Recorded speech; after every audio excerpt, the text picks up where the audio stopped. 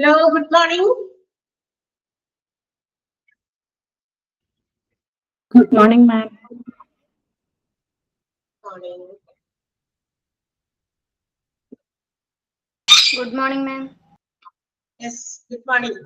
Good morning, ma'am. Good morning.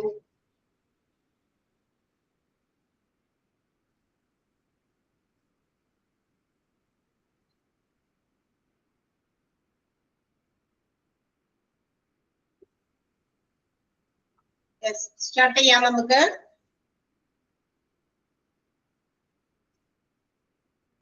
Yes, ma'am. Okay.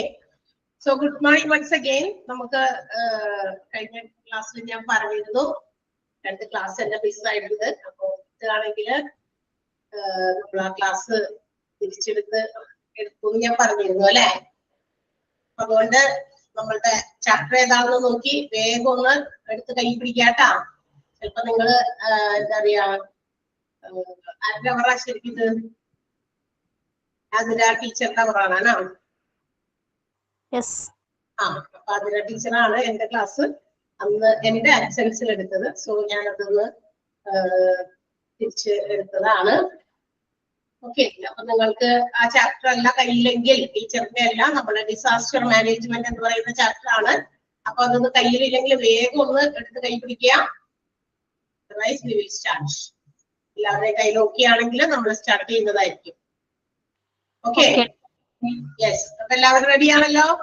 നമ്മൾ കഴിഞ്ഞ ക്ലാസ്സിൽ എവിടെ വരെ നിർത്തിയെന്നൊക്കെ ഓർമ്മയുണ്ടോ? നമ്മളിതൊക്കെ പറഞ്ഞു അല്ലെ. എന്താ പറയാ, റിസപ്ഷൻ ഏരിയയില് ട്രയേജ് ചെയ്യുമ്പോൾ ഉണ്ടാകേണ്ട കുറച്ച് പേഴ്സണൽസ്, കുറച്ച് ജോലിക്കാര്, തൊഴിൽ വിഭാഗം ആരൊക്കെയാണ് നമ്മൾ പറഞ്ഞു. അത് ഒരു ഡോക്ടർ, പിന്നെ 2 നഴ്സസ്, പിന്നെ ഒരു ക്ലിനിക്കൽ സ്റ്റാഫ്, പിന്നെ 2 അറ്റൻഡൻസ്. ഓരോരുത്തരും ചെയ്യേണ്ട കാര്യങ്ങൾ എന്താണ് എന്ന് ടാസ്ക് എന്ന് പറഞ്ഞ അവിടെ കൊടുത്തിട്ടുണ്ട്. ഒരു ഡോക്ടർ പ്രയോറിറ്റി ചെക്ക് ചെയ്യാൻ വേണ്ടിയില്ല. ഏതൊക്കെ പേഷ്യൻസിന് ആദ്യം തന്നെ നമ്മൾ ട്രീറ്റ്മെന്റ് ചെയ്യണം, ഡയഗ്നോസിസ് ചെയ്യണം. So in order to understand this, ഇതിനൊക്കെ മനസ്സിലാക്കാൻ വേണ്ടിയിട്ട് ഒരു ഡോക്ടർ അവിടെ ട്രയേജ് ഏരിയയിൽ, റിസപ്ഷൻ ഏരിയയിൽ ഉണ്ടായിരിക്കണം. 2 nurses to handle the check documentations ഒക്കെ കൊടുക്കുമ്പോൾ എന്ന് വെച്ചിട്ടുണ്ടെങ്കിൽ പേഷ്യൻസിനെ സംബന്ധിക്കുന്ന കാര്യങ്ങളൊക്കെ ചിലപ്പോൾ റെക്കോർഡ്സിൽ എഴുതേണ്ടി വരും, ചില ഡോക്യുമെന്റേഷൻ. കാരണം ഓൾറെഡി നമുക്കറിയില്ല ആ കൊണ്ടുവന്നിരിക്കുന്ന പേഷ്യന്റിന് ഈ ഹോസ്പിറ്റലില് എന്താ പറയാ അവരിവിടെ ഓൾറെഡി നേരത്തെ ഉള്ള പേഷ്യന്റ് ആണോ, നേരത്തെ ഇതുപോലെ മുമ്പ് വന്നിട്ടുണ്ടോന്നൊന്നും ചീട്ടൊന്നും ഇല്ല നേരം അവരുടെ. കാരണം ഡിസാസ്റ്ററിൽ കൊണ്ടുവന്നേക്കുന്നതാണല്ലോ. അപ്പൊ ചീട്ടൊന്നും എടുത്തോണ്ട് വരാനുള്ള സമയമോ സന്ദർഭമൊന്നും അവിടെ ഇല്ല. സോ അങ്ങനെ കൊണ്ടുവരുന്ന പേഷ്യൻസിന് വേണ്ടിയിട്ട് സെപ്പറേറ്റ് ഡോക്യുമെന്റ്സ് നമ്മൾ തയ്യാറാക്കണം. അതൊക്കെ ചെയ്യാൻ വേണ്ടിയിട്ടാണ് 2 നഴ്സസ് ആണ് അതിന് വേണ്ടിയിട്ടുള്ളത്. പിന്നെ ഒരു ക്ലറിക്കൽ സ്റ്റാഫ് ആണ് അതിന് ക്ലിയറൻസിന് വേണ്ടിയിട്ട്. If the patients have some belongings or valuables with them, അവരുടെ കയ്യിൽ എന്തെങ്കിലും തരത്തിലുള്ള വാല്യുബിൾ ആയിട്ടുള്ള ബിലോങ്ങിങ്സ് എന്തെങ്കിലുമൊക്കെ ഉണ്ടെങ്കിൽ അതൊക്കെ സൂക്ഷിക്കാൻ. മാത്രമല്ല എന്താ പറയാ, പേഷ്യൻസിന് ആ ഉറപ്പിന് വേണ്ടിയിട്ട്, അവരുടെ ഉറപ്പിന്, അതായത് ഇവരുടെ കയ്യിലുണ്ട് എന്നുള്ള ഉറപ്പാണ്. അങ്ങനെ പെട്ടെന്ന് കൊണ്ടുവരുമ്പോൾ ഇതൊന്നും ഊരി വെച്ചിട്ടൊക്കെ കൊണ്ടുവരാനൊന്നും പറ്റില്ലല്ലോ. പേഷ്യൻസിനെ പറ്റുമോ ഇല്ല അല്ലെ. അപ്പൊ അതൊക്കെ സൂക്ഷിക്കാൻ വേണ്ടിയിട്ടുള്ള ഒരു കാര്യങ്ങളാണ് ഈ ക്ലറിക്കൽ സ്റ്റാഫ് ചെയ്യുന്നത്. പിന്നെ അറ്റൻഡൻസ് വാട്ടറോ കോഫിയോ അല്ലെങ്കിൽ ടീയോ അങ്ങനെ എന്തെങ്കിലുമൊക്കെ പ്രൊവൈഡ് ചെയ്യാനോ, അത്യാവശ്യം വേണ്ട ഇൻഫോർമേഷൻസ് റിലേറ്റീവ്സിലേക്ക് എത്തിക്കാനോ, പിന്നെ പേഷ്യൻസിനെ ഏതെങ്കിലും പല ഡിപ്പാർട്ട്മെന്റിലേക്ക് കൊണ്ടുപോകണമെങ്കിൽ, ട്രാൻസ്ഫർ ചെയ്യണമെങ്കിൽ അതിനുള്ള വഴിയൊക്കെ ഒരുക്കി കൊടുക്കേണ്ടത് ഈ അറ്റൻഡൻസ് ആണ്. പിന്നെ അതുമായി ബന്ധപ്പെട്ടിട്ട് അവരുടെ മിനിമം ഡോക്യുമെന്റേഷൻ എന്തൊക്കെയാണെന്ന് നമ്മൾ പറഞ്ഞു. പിന്നെ ഹോസ്പിറ്റലിൽ നമ്മൾ ഒരു ട്രയേജ്, ഹോസ്പിറ്റലിൽ കൊണ്ടുവരുന്ന പേഷ്യൻസിനെ എന്താ പറയുക, ഒരു ട്രയേജ് ഏരിയ, സോർട്ടിംഗ് ഏരിയയിൽ വീണ്ടും നമ്മൾ ഒന്നുകൂടി പ്രയോറിറ്റി പ്രകാരം, according to the priority 1, 2, 3 3 priorities ഉണ്ട്. ഈ പ്രയോറിറ്റി പ്രകാരം അവരുടെ ഇഞ്ചുറീസ്, ഇൽനെസിന്റെ ഒക്കെ സീരിയസ്നെസ് മനസ്സിലാക്കി ക്ലാസിഫൈ ചെയ്യണമെന്നൊക്കെ നമ്മൾ പറഞ്ഞതാണ് അല്ലെ. ഇനി നമുക്ക് പറയാനുള്ളത് എന്താ പറയാ, പേഷ്യന്റ് ടേൺ ഓവർ തുടങ്ങിയാണ്. ആണോ? അതല്ലേ കുറച്ചുപേരും കൂടി എത്തട്ടെ എന്ന് വിചാരിച്ചിട്ട് പറഞ്ഞുകൊണ്ടിരുന്നത്. Okay, next one patient turn over ആണ്. പേഷ്യന്റ് ടേൺ ഓവർ എന്ന് പറഞ്ഞാൽ കൊഴിഞ്ഞു പോകുക അല്ലെ. പേഷ്യൻസ് ഇങ്ങനെ എന്താ പറയാ മാറ്റണത്, അല്ലെങ്കിൽ നമുക്കറിയാം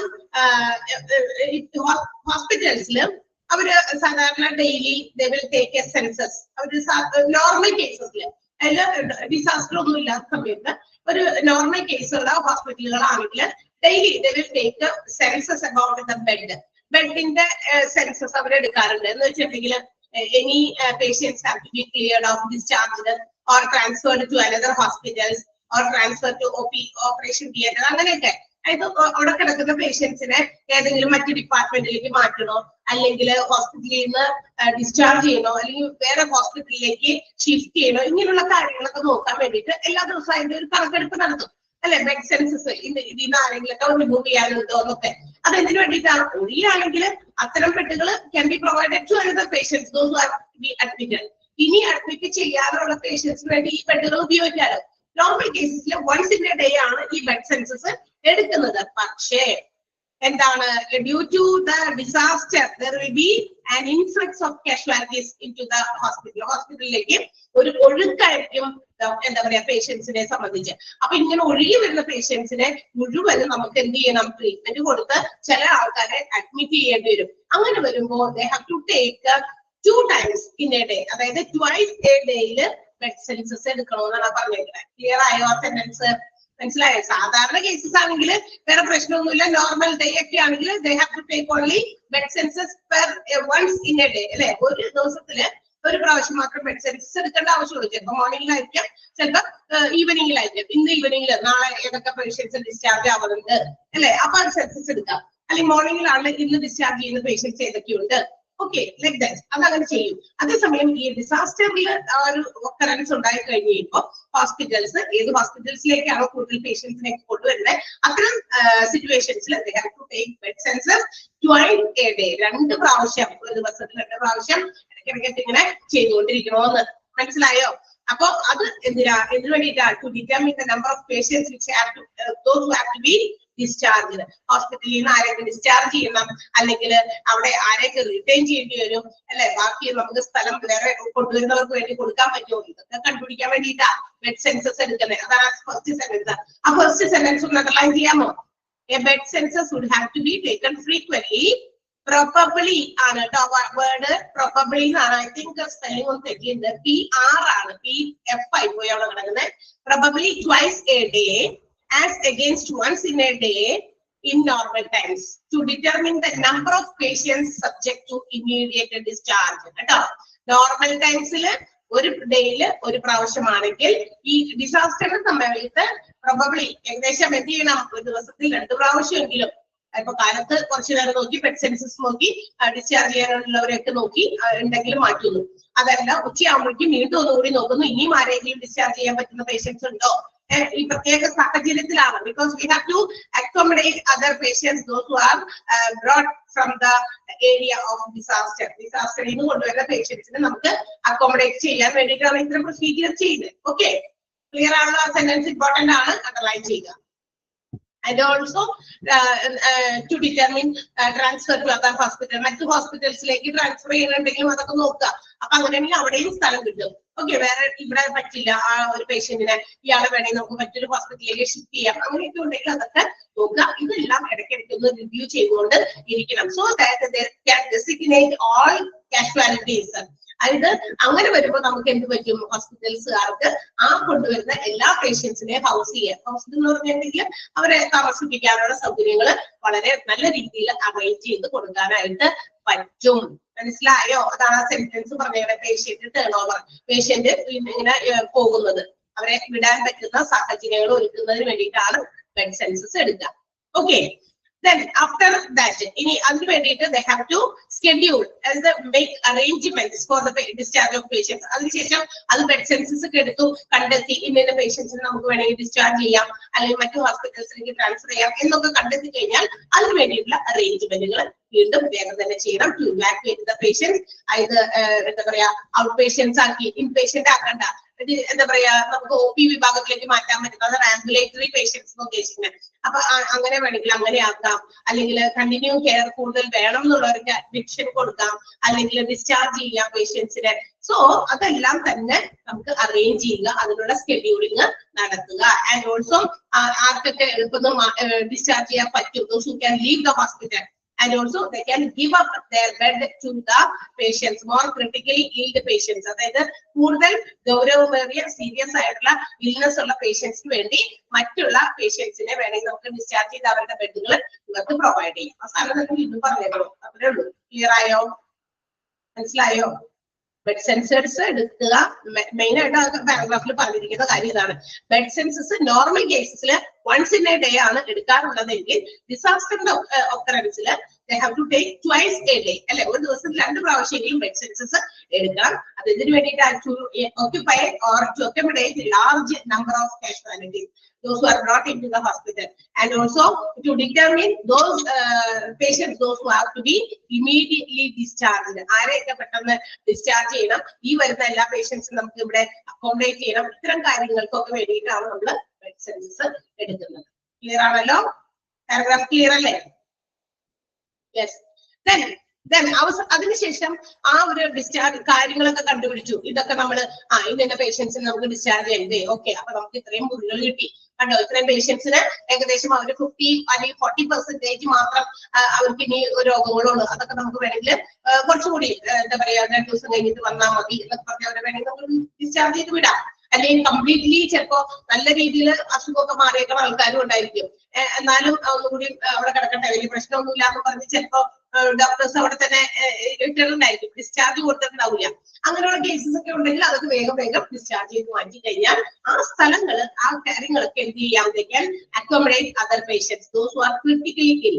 ഒരുപാട് ക്രിട്ടിക്കൽ ആയിട്ട് ഉള്ള സിറ്റുവേഷൻസിലൂടെ കൊണ്ടുകിട്ടുന്ന പേഷ്യൻസിനെ ആദ്യം ട്രീറ്റ്മെന്റ് ഒക്കെ കൊടുത്ത് അവിടെ ഓക്യുപൈ ചെയ്യാൻ പറ്റും. ഓക്കെ, അപ്പൊ ഇങ്ങനെ ചെയ്യുമ്പോൾ ഈ discharging process should be as simple as possible. ഏറ്റവും സിംപ്ലസ്റ്റ് രൂപത്തിൽ ആ ഒരു ഡിസ്ചാർജിങ് പ്രോസസ് അവര് ചെയ്യണം.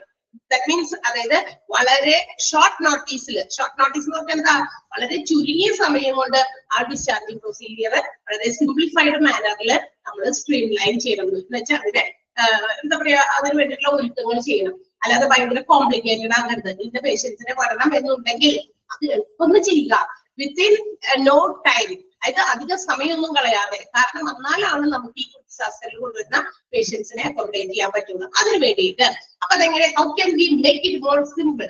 ഈ ഒരു ടാസ്ക് നമുക്ക് എങ്ങനെ സിമ്പിൾ ആക്കാൻ പറ്റും? there should be a team അല്ലെ, അതിനൊരു ടീം ഉണ്ടായിരിക്കണം, വിച്ച് ഇൻക്ലൂഡ് 2 or 3 ഡോക്ടേഴ്സ്. അപ്പൊ ഡിസ്ചാർജ് ചെയ്യാൻ പറ്റിയ പേഷ്യൻസ് ആരാണ് എന്ന് കണ്ടുപിടിക്കാൻ നമ്മളെ കൊണ്ട് ഇവർക്ക് വലിയ കുഴപ്പമില്ലല്ലോ, അസാധാരണക്കാരാണോ ചെന്നിട്ട് അവരെ ഡിസ്ചാർജ് ചെയ്യുക? തീർച്ചയായിട്ടും അല്ല. അതിന് എക്സ്പീരിയൻസ്ഡ് ആയിട്ടുള്ള കേപ്പബിൾ ആയിട്ടുള്ള ഡോക്ടേഴ്സ്, 2 or 3 ഡോക്ടേഴ്സ് ഉണ്ടായിരിക്കണം. ഒരു ടീം പോലെ അവർ ഫോം ചെയ്ത് അവരാണ് which patient should be discharge, ഏത് പേഷ്യന്റിനെ ഡിസ്ചാർജ് ചെയ്യണം, ഡിസിഷൻസ് ഒക്കെ എടുക്കണ്ടേ. അപ്പൊ അത് തീരുമാനിക്കാനായിട്ട് ഒരു team of 2 or 3 doctors must be there. ഡിസ്ചാർജിന്റെ തീരുമാനം എടുക്കാൻ, ഡിസ്ചാർജിന്റെ ഡോക്യുമെന്റ്സ് തയ്യാറാക്കാൻ, and also when to come back for a follow or checkup. ഒരു ഫോളോ അപ്പിന് വേണ്ടിയോ ഒരു ചെക്കപ്പിന് വേണ്ടിയിട്ടൊക്കെ പിന്നീട് എപ്പോ വരണമെന്നൊക്കെ അറിയിക്കാൻ. ഇത് വേണ്ടി ഒരു 2 or 3 ഡോക്ടേഴ്സ് അടങ്ങുന്ന ഒരു ടീമിനെ ഉണ്ടാക്കുക. അപ്പൊ അങ്ങനെ ഒരു ബന്ധു വെച്ചു ആ ഡോക്ടേഴ്സ് അവർ പോയിട്ട് ഏതൊക്കെ പേഷ്യൻസിനെ പെട്ടെന്ന് ഡിസ്ചാർജ് ചെയ്യാം, അവർക്ക് വേണ്ട ഡോക്യുമെന്റ്സ് തയ്യാറാക്കുന്നു, ഈ ദിവസം വന്നാൽ മതി കേട്ടോ എന്ന് പറഞ്ഞ് വിടുന്നു. കണ്ടോ? അപ്പൊ നമുക്ക് ഒരുപാട് തിക്കും തിരക്കും ഈ പറയുന്ന പുതിയ പേഷ്യൻസ്, ക്രിട്ടിക്കലി കൂടുതൽ ഇൽനെസ് ഉള്ള പേഷ്യൻസിനെ നമുക്ക് അക്കോമഡേറ്റ് ചെയ്യാൻ, ഇത്തരം പേഷ്യൻസിനെ ഡിസ്ചാർജ് ചെയ്യാനായിട്ട് പറ്റും ഈ ഡോക്ടേഴ്സിന്റെ തീരുമാനത്തിൽ. അല്ലാതെ ആരെങ്കിലും ചെന്നിട്ട് നഴ്സസോ അല്ലെങ്കിൽ മറ്റ് ഏതെങ്കിലും വിഭാഗത്തിൽപ്പെട്ടവരോ ഒക്കെ ചെന്നിട്ട് ഇവിടെ നിന്ന് മാറി നിങ്ങൾക്ക് വലിയ കുഴപ്പമില്ല എന്ന് പറഞ്ഞാൽ അങ്ങനെ ഒന്നും വിടാൻ പറ്റൊന്നുമില്ല. അതിന്റെ പ്രൊസീജിയേഴ്സ് തന്നെ പോലെ തന്നെ ഫോളോ ചെയ്യണം. So this task can be simplified. അങ്ങനെ ഈ ഒരു ടാസ്ക്, ഡിസ്ചാർജ് പ്രൊസീജിയർ എന്ന് പറയുന്ന ടാസ്ക് നമുക്ക് ഏറ്റവും ലഘുരൂപത്തിൽ ചെയ്യാൻ പറ്റും. ക്ലിയർ ആയോ? ആ പാരഗ്രാഫ് മനസ്സിലായോ? You have to underline both that 2 sentences. ആ ഒരു പാരഗ്രാഫിലെ 2 സെന്റൻസും നിങ്ങൾ അണ്ടർലൈൻ ചെയ്യണം കേട്ടോ. മനസ്സിലാവാത്തവരാരെങ്കിലും ഉണ്ടോ? 2 ക്ലാസ് നഷ്ടപ്പെട്ടിട്ട് റിസ്ക് എടുത്ത് ഞാൻ എന്താ പറയാ വേറൊരു ക്ലാസ് വേണ്ടാന്ന് വെച്ചിട്ടാണ് നമ്മള് ഈ ഒരു തീർക്കാൻ വേണ്ടിയിട്ട്, മീൻസ് അധികം ലാഗായി നമ്മളുടെ മാത്രം ബാക്കി നിൽക്കണ്ടല്ലോ എന്ന് വിചാരിച്ചിട്ട് വന്നത്. സോ ജസ്റ്റ് ഒന്ന് വേഗം വേഗം പറയാം.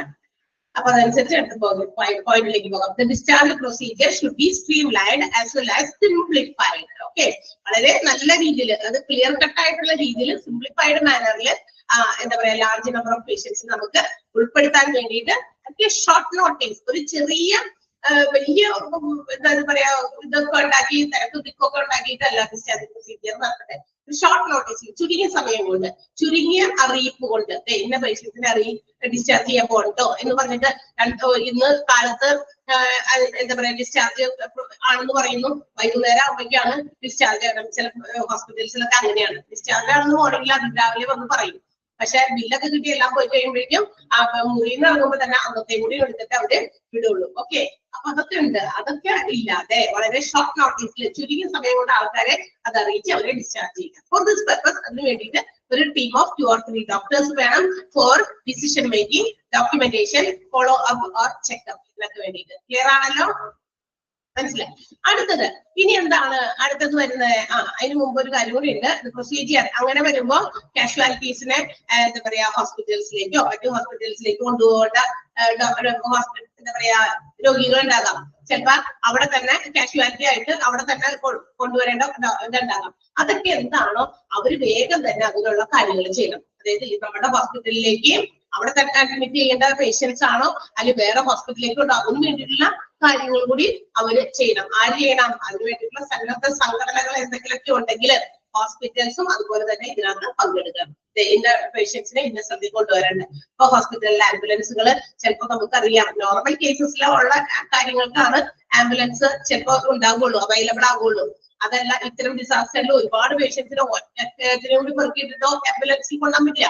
അപ്പൊ എന്ത് ചെയ്യണം? അതിനുള്ള വോളണ്ടറി അസോസിയേഷൻസ് എല്ലാ കമ്മ്യൂണിറ്റിയിലും ഉണ്ട്, എല്ലാ സമൂഹത്തിലും സന്നദ്ധ സംഘടനകളുണ്ട് അല്ലെ. ഇതുപോലെയുള്ള എന്തെങ്കിലും തരത്തിലുള്ള എന്താ പറയാ ഡിസാസ്റ്റേഴ്സ് ഒക്കെ ഉണ്ടായാൽ അല്ലെങ്കിൽ എന്തെങ്കിലും തരത്തിലുള്ള ഒരു പ്രത്യേക ലൊക്കാലിറ്റിയിൽ എന്തെങ്കിലും ഒരു പ്രശ്നം ഉണ്ടായാൽ ഇടപെടുന്ന ചില സന്നദ്ധ സംഘടനകളൊക്കെ ഉണ്ട് അല്ലെ. അപ്പൊ അവര് വഴിയായിട്ടൊക്കെ എങ്ങനെയെങ്കിലൊക്കെ ഇവരെ ഡിസ്പോസിഷൻ ചെയ്യാൻ എവിടേക്കെങ്കിലൊക്കെ മാറ്റാനുള്ള സജ്ജീകരണങ്ങൾ ചെയ്യേണ്ടതാണ് എന്നാണ് പറഞ്ഞിരിക്കുന്നത്. മനസ്സിലായോ? ഓക്കെ, അതിന് transportation of casualties to their homes. ഇത്തരം അത്യാഹിത വിഭാഗത്തിൽ കൊണ്ടുവന്ന ആൾക്കാർക്കൊക്കെ ശുശ്രൂഷയൊക്കെ ട്രീറ്റ്മെന്റ് ഒക്കെ കൊടുത്തു. ചിലപ്പോൾ മറ്റു ഹോസ്പിറ്റലിലേക്ക് കൊണ്ടുപോകണം അല്ലെങ്കിൽ വീട്ടിൽ കൊണ്ടുപോകണം. ഇങ്ങനെയൊക്കെ വരുമ്പോൾ നമുക്കറിയാം available ambulances will not be എന്താ പറയാ നെസസറി അല്ലെങ്കിൽ ആഡക്വേറ്റ് എന്ന് പറയാം അല്ലെ. അത് ചിലപ്പോൾ സഫീഷ്യന്റ് ആകണമെന്ന് നിർബന്ധമില്ല ഉള്ള ആംബുലൻസ്.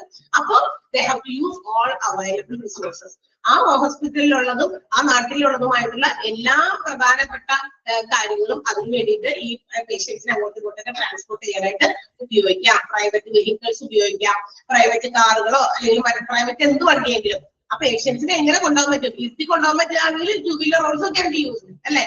ഇരുത്തി നമ്മുടെ ബാക്കിൽ ഇരുത്തോ കുഴപ്പമില്ല, കാലിന് ഫ്രാക്ചർ ഉള്ളൂ, അത് പ്ലാസ്റ്റർ ഇട്ടു അത് കയറ്റി ഒരാളുടെ സഹായത്തോടെ രണ്ടാളുടെ സഹായത്തോടെ വണ്ടിയുടെ ബാക്കിൽ കയറ്റി ഇരുത്തി പോകാൻ പറ്റുമെങ്കിൽ അങ്ങനെ. അതെല്ലാം നമുക്ക് ഇരിക്കാൻ പറ്റുന്ന കണ്ടീഷനിലല്ല ആളെ കിടത്തിയിട്ട് കൊണ്ടുപോകണമെന്നുണ്ടെങ്കിൽ കാറുകളോ മറ്റു വാഹനങ്ങളൊക്കെ ഉപയോഗിക്കാം. അതെല്ലാം കൊടുക്കാനും ഒക്കെ എന്തായാലും അഡ്ജസ്റ്റ് ചെയ്യാനൊക്കെ പർട്ടിക്കുലർ കമ്മ്യൂണിറ്റിയും അതുപോലെ തന്നെ സന്നദ്ധ സംഘടനകളും അതിന് വേണ്ടിയിട്ട് തയ്യാറാണ്. ഓക്കെ, ക്ലിയർ ആണോ? Private cars and other vehicles of all types belonging to the voluntary agencies may also be required to supplement the ambulances. ആംബുലൻസുകൾ പോലെ തന്നെ അല്ലെങ്കിൽ ആംബുലൻസിനെ പോലെ നമുക്ക് ഉപയോഗിക്കാൻ പറ്റുന്ന മറ്റ് വാഹനങ്ങളൊക്കെ അറേഞ്ച് ചെയ്യാൻ സന്നദ്ധ സംഘടനകൾ അതിന് വേണ്ടിയിട്ടുണ്ട്. അത് ചെയ്തോളൂ. ഓക്കെ, ക്ലിയർ ആണോ ആ പാരഗ്രാഫ്? അപ്പൊ ആ സെന്റൻസ് ലാസ്റ്റ് പ്രൈവറ്റ് കാർസ് എന്നുള്ള ആ സെന്റൻസ് ഒന്ന് അണ്ടർലൈൻ ചെയ്യുന്നത് കേട്ടോ. അടുത്തത് എന്താ ഇനി? അപ്പൊ ട്രാൻസ്പോർട്ടേഷന്റെ കാര്യങ്ങൾ നമ്മൾ പറഞ്ഞു. ഡിസാസ്റ്ററിൽ പേഷ്യൻസിന് when they are brought to the hospital after providing the treatment they have to be transferred to the hospital itself. ഹോസ്പിറ്റലിലേക്ക് തന്നെ പല ഡിപ്പാർട്ട്മെന്റിലേക്ക് ട്രാൻസ്ഫർ ചെയ്ത് വരും. to the homes, അവരുടെ വീടുകളിലേക്ക് ആയിരിക്കാം, to other hospitalsലായിരിക്കാം, wherever they have to be transported. അവരെ എന്തായാലും ഏതെങ്കിലും ഒരു ഗതാഗത മാർഗം ഉപയോഗിച്ച് അവരെ അവിടെ എത്തിക്കണം. ആംബുലൻസുകൾ ഉപയോഗിക്കാം, പ്രൈവറ്റ് കാർ, പ്രൈവറ്റ് വെഹിക്കിൾസ് ഏത് തന്നെ ആയിക്കോട്ടെ, എന്ത് രീതിയിലാണെങ്കിലും അത് കണ്ടെത്തി അവരെ എത്തിക്കാനുള്ള കാര്യങ്ങളൊക്കെ സന്നദ്ധ സംഘടനകൾ വോളണ്ടറി ഏജൻസീസ് എന്തായാലും ചെയ്യും. അപ്പൊ അത് അനുസരിച്ചിട്ട് ചെയ്യുക. അപ്പൊ ട്രാൻസ്പോർട്ടേഷൻ ഒരുവിധം ഓക്കെ. ഇനി എന്താ? കമ്മ്യൂണിക്കേഷൻ സിസ്റ്റം ആണ്. അതായത് there should be a continuous communication between all the departments and also the means of communication from outside agencies to ensure the smooth management of disaster plan. Disaster plan smooth ആയിട്ട് നടക്കണമെങ്കിൽ ഒരു communication ഉണ്ടായിരിക്കണം. ഒരു എന്താ പറയാ, അതുകൊണ്ട് പറയേണ്ടതാണെങ്കിൽ പറഞ്ഞ് അങ്ങനെ അങ്ങോട്ടും ഇങ്ങോട്ടൊക്കെ എല്ലാ ഡിപ്പാർട്ട്മെന്റുകളുമായിട്ട് കണക്ട് ചെയ്യുക. അല്ലെങ്കിൽ പുറത്ത് വോളണ്ടറി ഏജൻസീസ് പുറത്തായിരിക്കും, ഇന്ന പേഷ്യന്റിനെ കൊണ്ടുപോകാനുണ്ടല്ലോ, സന്നദ്ധ സംഘടനകൾ അതിന് വേണ്ടി ഒരുങ്ങിയിരിക്കണമെങ്കിൽ അവരെ അത് അറിയിക്കണം. അപ്പൊ അത് കമ്മ്യൂണിക്കേറ്റ് ചെയ്യണം അല്ലെ. ചില കാര്യങ്ങളൊക്കെ നമ്മൾ പരസ്പരം കമ്മ്യൂണിക്കേറ്റ് ചെയ്യാതെ വരുന്നതിന്റെ ബുദ്ധിമുട്ടുകൾ ചില സ്ഥലത്ത് നമ്മൾ ഫേസ് ചെയ്യാറുണ്ട് അല്ലെ. സാധാരണ ഒന്ന് ആലോചിക്കുകയും ഡെയിലി ലൈഫ്, നമ്മുടെ ഡെയിലി ലൈഫിൽ തന്നെ if something is not communicated properly there will be misunderstandings അല്ലെ, ഉണ്ടാവാറില്ലേ? നമ്മളുടെ സാധാരണ ജീവിതത്തിൽ തന്നെ ചില കാര്യങ്ങൾ അത് അറിഞ്ഞില്ലേ പറഞ്ഞില്ലേ എന്നൊക്കെ ചിലപ്പോൾ ചോദിച്ചാൽ നമ്മളത് അറിയാത്തതായിരിക്കാം. കമ്മ്യൂണിക്കേഷൻ വളരെ ഒരു പ്രധാനപ്പെട്ട ഇമ്പോർട്ടന്റ് ആയിട്ടുള്ള ഒരു കാര്യമാണ് അല്ലെ. കമ്മ്യൂണിക്കേഷൻ ചെയ്യേണ്ട കാര്യങ്ങൾ ചെയ്ത് തന്നെ ഇരിക്കണം. അപ്പൊ ഇന്ന ഹോസ്പിറ്റലിൽ കാഷ്വാലിറ്റീസിനെ കൊണ്ടുവരുമ്പോ അവരെ ഇന്ന ഡിപ്പാർട്ട്മെന്റിൽ കൊണ്ടുപോകണമെന്നോ, അല്ലെങ്കിൽ അവരെ വീടുകളിലേക്ക് എത്തിക്കണമെന്നോ, അല്ലെങ്കിൽ മറ്റു ഹോസ്പിറ്റൽസിലേക്കാണ് ട്രാൻസ്ഫർ ചെയ്യേണ്ടതെന്നോ, whatever it is, അവരെ സംബന്ധിക്കുന്ന എന്ത് കാര്യങ്ങൾ തന്നെയായാലും it should be properly communicated to all departments. എല്ലാ ഡിപ്പാർട്ട്മെന്റിലേക്ക് അറിയിക്കണം. അതുപോലെ തന്നെ ഔട്ട്സൈഡ് ഏജൻസീസ്, പുറത്തുള്ള ആരെങ്കിലുമായിട്ട് ബന്ധമൊക്കെയാണെങ്കിൽ അവരെ അറിയിക്കുക. Then only the disaster plan will be very smooth. അങ്ങനെയാണെങ്കിൽ മാത്രമേ ഡിസാസ്റ്റർ പ്ലാൻ അങ്ങനെ സ്മൂത്ത് ആവുള്ളൂ. അല്ലാതെ നമ്മൾ ഇതൊന്നും ബാക്കിയെല്ലാം ചെയ്തിട്ട് ഒരു കാര്യം അറിയിക്കേണ്ടവരെ കൃത്യമായി അറിയിച്ചില്ലെങ്കിൽ അവിടെ പലതരത്തിലുള്ള എന്ത് ചെയ്യും, മിസ്അണ്ടർസ്റ്റാൻഡിങ് വരും. വളരെ പല കാര്യങ്ങളും ഫ്ലോപ്പ് ആയി പോകും. നമ്മുടെ ഉദ്ദേശിച്ച രീതിയിൽ അത്രയും 100% റിസൾട്ട് ഡിസാസ്റ്ററിൽ ഉണ്ടാകില്ല. Okay, so there should be a messenger system. ഒരു സന്ദേശങ്ങൾ കൊടുക്കുന്ന ആ ഒരു സിസ്റ്റം ഒക്കെ ഉണ്ടായിരിക്കണം എന്നാ പറഞ്ഞേക്കണേ. നമുക്കറിയാം when this type of disaster occur, all the lines will be always busy. Obviously നമുക്കറിയാം, നമ്മൾ പല കാര്യങ്ങളും ഇത്തരം ഡിസാസ്റ്റർ ഒക്കെ ഉണ്ടാകുന്ന സമയത്ത് നമ്മൾ ആരെങ്കിലും ഒക്കെ കണക്ട് ചെയ്യാൻ നോക്കുമ്പോൾ ചിലപ്പോൾ അവരുടെ ലൈൻ ബിസിയാണ്. അവര് ടോക്കിംഗ് ടു അനദർ പേഴ്സൺ എന്നായിരിക്കും അത് നിലയ്ക്ക് നമുക്ക് കേൾക്കാൻ സാധിക്കും. അത് സ്വാഭാവികമായിട്ടും ഉണ്ടാകും. പക്ഷെങ്കിലും അത് ചിലപ്പോൾ ഇങ്ങനെ കുറെ നേരത്തേക്ക് ലോങ് പീരീഡിലേക്കൊക്കെ ഇതിങ്ങനെ വിളിച്ചുകൊണ്ടിരിക്കും. കാരണം ഇവര് ചിലപ്പോ എന്തെങ്കിലും ഡിസാസ്റ്റർ ഉണ്ടായി, എന്റെ ആരെങ്കിലും ഉണ്ടോ, അവരുണ്ടോ ചോദിച്ചോണ്ടിരിക്കും. അപ്പൊ അവിടെ നിന്ന് ഇൻഫോർമേഷൻ കിട്ടിയില്ല. So they will connect another one, മറ്റൊരാളെ ബന്ധപ്പെടും. അപ്പൊ ഈ കോൾ ഇങ്ങനെ നീണ്ടു കുറെ സമയത്തേക്ക് പോയിക്കൊണ്ടിരിക്കുക. അപ്പൊ ഈ മെസ്സഞ്ചർ സിസ്റ്റം ഉണ്ടെങ്കിൽ ആ മെസ്സേജസ് ആയിട്ടാണെങ്കിലും മറ്റുള്ളവരിലേക്ക് എത്രയും പെട്ടെന്ന് എന്താ പറയാ, ഇപ്പൊ സോഷ്യൽ മീഡിയയിലൊക്കെ ഉണ്ട്, ഒരു വാട്സ്ആപ്പ് ഗ്രൂപ്പിലേക്കോ മറ്റു കാര്യങ്ങളിലേക്കോ ഒക്കെ ഉണ്ടെങ്കിൽ പെട്ടെന്ന് സ്പ്രെഡ് ചെയ്യാനായിട്ട് ഉപയോഗിക്കും അല്ലെ. അപ്പൊ അതുകൊണ്ട് ആ ഒരു complete system, communication system engaged ആണെങ്കിൽ പോലും നമുക്ക് അതിനു വേണ്ടിയിട്ടുള്ള മറ്റ് ഏതെങ്കിലും ഓൾട്ടർനേറ്റീവ്, ഏതെങ്കിലും ഒരു മറ്റ് രീതിയിലുള്ള കാര്യങ്ങൾ നമ്മൾ ഉപയോഗിക്കണം എന്നാണ് പറഞ്ഞേക്കുന്നത്. ബിക്കോസ് ഈ സമയത്ത് all the system of the hospital will be engaged. എല്ലാ ഏരിയയും നല്ല രീതിയിൽ എന്തായിരിക്കും, കോൺവെർസന്റ് ആയിരിക്കും. കോൺവെർസന്റ് എല്ലാവരും പരസ്പരം അങ്ങോട്ടും ഇങ്ങോട്ടൊക്കെ പല കാര്യങ്ങളും ഷെയർ ചെയ്യായിരിക്കും. സോ അതുപോലെ തന്നെ പല ഫംഗ്ഷൻസും നന്നായി നടക്കുകയായിരിക്കും. അപ്പൊ അങ്ങനെ വരുമ്പോൾ അതിന് വേണ്ടി ഒരു നല്ല മെസ്സേജർ സിസ്റ്റം നമ്മൾ ഉപയോഗിക്കാമെന്നാണ് പറയുന്നത്. മെസ്സഞ്ചേഴ്സിനെ വേണമെങ്കിൽ നമുക്ക് അതിന് വേണ്ടിയിട്ട് ക്രിയേറ്റ് ചെയ്യാം. ഒരു പൂൾ ഓഫ് മെസ്സഞ്ചേഴ്സ്, ഒരു കൂട്ടം മെസ്സഞ്ചേഴ്സിനെ ഉപയോഗിച്ചിട്ട് നമുക്ക് ഈ പറയുന്ന കാര്യങ്ങളൊക്കെ കമ്മ്യൂണിക്കേറ്റ് ചെയ്യാനായിട്ട് ഉപയോഗിക്കാം. ക്ലിയർ ആണോ? ഡിസാസ്റ്ററിൽ കമ്മ്യൂണിക്കേഷൻ സിസ്റ്റം വളരെ ഇമ്പോർട്ടന്റ് ആണ്. ഓക്കെ, സോ അതില് നമുക്ക് 2 സെന്റൻസ് അണ്ടർലൈൻ ചെയ്യാനായിട്ട്, ഫസ്റ്റ് സെന്റൻസും സെക്കൻഡ് സെന്റൻസും കേട്ടാ. There should continuous internal communication between all departments as well as means of prompt communications with outside agencies ensure smooth management of disaster plan. Adum അതിന്റെ തൊട്ടടുത്ത sentence, there should be also an organized messenger system to substitute in the event of complete failure or when all the lines get busy for longer periods. കേട്ടാ, or over and above these കഷ്ണത്തോടെ ഉണ്ട്, അതൊന്നും ആവശ്യമില്ല നമുക്ക്. When all the lines get busy for long periods, എല്ലാ ലൈനുകളും കുറെ നേരത്തേക്ക് BC ആയി കിടക്കുമ്പോഴും നമ്മളൊരു ഓൾട്ടർനേറ്റ് ആയിട്ടുള്ള ഒരു മെസ്സഞ്ചർ സിസ്റ്റം ഹോസ്പിറ്റലിൽ ഡിസാസ്റ്റർ പ്ലാൻ അതിന് വേണ്ടി ഉണ്ടാക്കി വെച്ചിരിക്കണം. സാധാ സമയത്ത് വേണമെന്നില്ല ആ മെസ്സഞ്ചർ സിസ്റ്റം നമുക്ക് ഉപയോഗിക്കേണ്ട. അതേസമയം ഡിസാസ്റ്റർ ഒക്കെ വരുമ്പോൾ അങ്ങനെ ഒരു മെസ്സഞ്ചർ സിസ്റ്റം ഉണ്ടായിരിക്കും. ഓക്കെ, നമ്മള് ഞാൻ പറഞ്ഞിട്ടുണ്ട്, നമ്മളുടെ 2018 ഫ്ലഡ് വന്നു കഴിഞ്ഞപ്പോ നമ്മൾ എന്ത് ചെയ്തു, പല ആളുകളെയും കണക്ട് ചെയ്യാനായിട്ട് ആരൊക്കെയാണ്, എവിടേക്കാണ്, എന്തൊക്കെയാ സംഭവിച്ചിരിക്കുന്ന, ആർക്കെങ്കിലും എന്തെങ്കിലും സംഭവിച്ചു, വെള്ളത്തിലൊക്കെ പൊങ്ങിയപ്പോ നമ്മളുമായിട്ട് കണക്ട് ചെയ്തിരിക്കുന്ന നമ്മുടെ റിലേറ്റീവ്സ് ഒക്കെ അവിടെ ഇവിടെയൊക്കെ ഉണ്ടല്ലോ. അപ്പൊ അവർക്ക് എന്തെങ്കിലും സംഭവിച്ചു എന്നൊക്കെ അറിയാൻ നമ്മളിങ്ങനെ വിളിച്ചുകൊണ്ടിരുന്നു. പക്ഷെ ലൈൻ ബിസി ആയിരുന്നു, ലൈൻ കട്ടായിരുന്നു. ചില സ്ഥലത്ത് ഡിസാസ്റ്റർ വരുന്ന മറ്റൊരു കാര്യമാണ്, ഇലക്ട്രിക് ഇതിലൊക്കെ പോസ്റ്റിലൊക്കെ വന്നിട്ട് പല എന്തെങ്കിലുമൊക്കെ തകർന്നു വീഴും. സോ ലൈനൊക്കെ കട്ടായി പോകും ഇല്ലേ, അങ്ങനെയൊക്കെ ഉണ്ടോ? വെള്ളപ്പൊക്കം വന്നപ്പോ ഞങ്ങൾ അനുഭവിച്ചതാ. ഫോണൊക്കെ ചാർജ് ചെയ്യാൻ പറ്റാതെ, കാരണം പവർ കട്ടായിട്ട് 2-3 ദിവസം അങ്ങനെ നിന്നു. അപ്പൊ ഫോണിലെ ചാർജ് പോയി. സോ നമുക്ക് ബന്ധപ്പെടാൻ പറ്റില്ല. ഇനി ആർക്കെങ്കിലും ഒരാളുടെയെങ്കിലും ഫോൺ വർക്കിംഗ് ആണെങ്കിൽ ചെയ്യാൻ നോക്കുമ്പോ എന്താണ്, അല്ലെങ്കിൽ കിട്ടുന്ന ആൾക്കാരുടെ ഫോൺ ഓക്കെ ആവണ്ടേ? ഇല്ല. അങ്ങനെ പല പ്രശ്നങ്ങളൊക്കെ ഉണ്ടാകാൻ സാധ്യതയുണ്ട് ഡിസാസ്റ്ററിന്. സോ അതിന് ഒരു സെക്കൻഡ് ചോയ്സ് എന്നതുപോലെ നമ്മൾ ഒരു ഓൾട്ടർനേറ്റ് ഒരു Messenger system should be clear. ആ 2 സെന്റൻസ് ഇമ്പോർട്ടന്റ് ആണ്. മനസ്സിലാവാത്ത ആരെങ്കിലും ഉണ്ടോ? എനിബഡി? എല്ലാവർക്കും മനസ്സിലായോ? അടുത്തത് പറയാണ് മെഡിക്കൽ സപ്ലൈസ്. ഇനി മെഡിക്കൽ സപ്ലൈ മാനേജ്മെന്റ് ഉണ്ടായിരിക്കണം. മെഡിക്കൽ സപ്ലൈ എന്ന് പറഞ്ഞാൽ എന്താ? Those who are brought to the hospitals from the disaster area, all should be provided medical equipments, medical medicines, drugs, pharmaceuticals, any other things. അല്ലെ, ഒരു ഹോസ്പിറ്റലില് ഇതുപോലെയുള്ള disaster ചെയ്ത് കൊണ്ടുവരുന്ന ആളുകളെ അവർക്ക് കൊടുക്കാൻ വേണ്ടി ആവശ്യത്തിന് മെഡിക്കൽ സപ്ലൈ ഉണ്ടായിരിക്കണം. ഓക്കെ, കാരണം എല്ലാ ഹോസ്പിറ്റൽസിലും എന്താ പറയാ, ഒരു എന്താ പറയാ, ഒരു ആവറേജ് ഇത്ര യൂണിറ്റ് ഓഫ് ഡ്രഗ്സ് മെഡിസിൻസ് ഒക്കെ സാധാരണ അവർക്ക് കീപ്പ് ചെയ്യാൻ പറ്റുള്ളൂ. കാരണം ഫാർമസിയിൽ കൊണ്ടുവന്നല്ലേ കൊണ്ടുവന്ന് വെക്കാൻ പറ്റുള്ളൂ. പക്ഷേ അങ്ങനെ കൊണ്ടുവന്ന് വെക്കുമ്പോഴും ഒരു ഡിസാസ്റ്ററിനെ കൂടി നമ്മള് എന്താ പറയാ, ഒരു ഡിസാസ്റ്ററിൽ മാനേജ് ചെയ്യാൻ പറ്റുന്ന അതുകൂടി കണ്ടിട്ട് വേണം അത്തരം എന്താ ചെയ്യാൻ മെഡിസിൻസ് ഒക്കെ സ്റ്റോർ ചെയ്യാനായിട്ട്. ഓക്കെ, ആ ഒരു മെഡിക്കൽ സപ്ലൈ മാനേജ്മെന്റ് എന്ന് പറയുന്നത് it's the most important thing during A disaster. അപ്പൊ അതെങ്ങനെയാണ് അതെന്ന് പറയുന്നത് ഓവറോൾ ഡിസാസ്റ്റർ നമ്മൾ എത്രത്തോളം ആ ഡിസാസ്റ്ററിന് വേണ്ടി ഒരുങ്ങി എന്നുള്ളത് സൂചിപ്പിക്കും മെഡിക്കൽ സപ്ലൈ മാനേജ്മെന്റ്. ഓക്കെ, ഇവിടെ ആവശ്യത്തിന് മെഡിസിൻ ഉണ്ട്. അപ്പൊ അതിന്റെ അർത്ഥം എന്താ?